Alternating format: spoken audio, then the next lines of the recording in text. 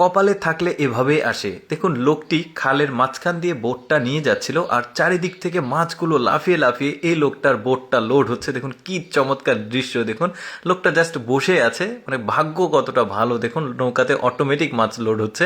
এরপরে এদের ভাগ্যটা কত ভালো দেখুন, এই যে সমুদ্রের কিনারা আর এখানে মাছগুলোর কিছু একটা ঘটেছে যে কারণে মাছগুলো লাফিয়ে লাফিয়ে সব, মানে কি একটা অবস্থা। দেখুন দৃশ্যটা কি চমৎকার লাগছে, মাছগুলো লাফাচ্ছে আর এই মানুষগুলো মাছগুলো কুড়াচ্ছে। এরকম অনেক দৃশ্য দর্শক আপনাদেরকে আজকে আমি দেখাবো, যেগুলো দেখলে আপনাদের খুবই ভালো লাগবে। ভিডিওটা পুরোপুরি দেখতে থাকুন।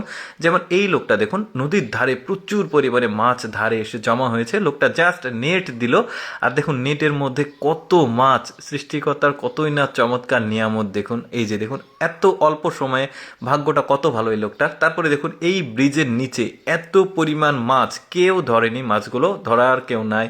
এত পরিমাণ মাছ দেখুন গিজি গিজি করছে। এটা কিন্তু পুকুর না, একটা ব্রিজের নিচে। কি চমৎকার দৃশ্য। এই লোকটা দেখুন জাস্ট বড়শিগুলো এই লোহার যে মানে সার্কেল চাকা আছে, চাকার সঙ্গে লাগিয়েছে, খাবার দিয়েছে। দেখুন মাছ কত লেগেছে এত চমৎকারভাবে। দেখুন এটা কিন্তু খাল, তারপরে মাছ অনেক। এদের ভাগ্যটা কত ভালো। দেখুন ব্রিজের নিচে পানির হালকা করে স্রোত যাচ্ছিল আর মাছগুলো কিন্তু নিচে যাওয়ার চেষ্টা করছে, এরা জাস্ট মাছগুলো ধরে নিচ্ছে। এরপর দেখুন এটা একটা পাহাড়ি এলাকা, এই পাহাড়ি ঝর্ণা রয়েছে। এই ঝর্ণার যে স্রোত রয়েছে এখানে কিন্তু প্রচুর মাছ থাকে। দেখুন এই মহিলাটা জাস্ট নেট দিয়ে এই মাছগুলো ধরে নিচ্ছে, একটা বাঁশের সাথে নেট লাগিয়েছে। জাস্ট পানি যেখানে আসছিল ওইখানে নেটটা ধরে থাকলে এই মাছগুলো পাচ্ছে। দেখুন কি চমৎকার পাহাড়ি। আসলে অনেক, আমি এর আগেও দেখিয়েছি পাহাড়ি অঞ্চলের মাছ ধরার দৃশ্যগুলো কিন্তু খুবই ভালো লাগে। এরপরে দেখুন এই লোকটা এখানে দাঁড়িয়েছিল, এখানে বড় একটা মাছ দেখুন লাফিয়ে উঠেছে। কত ভাগ্য ভালো তার। দেখুন ওই পাশে ওরা কিন্তু জাল দিয়ে ধরছে আর এই লোকটার ভাগ্য কতটা ভালো, হাত দিয়ে পেয়ে গেল।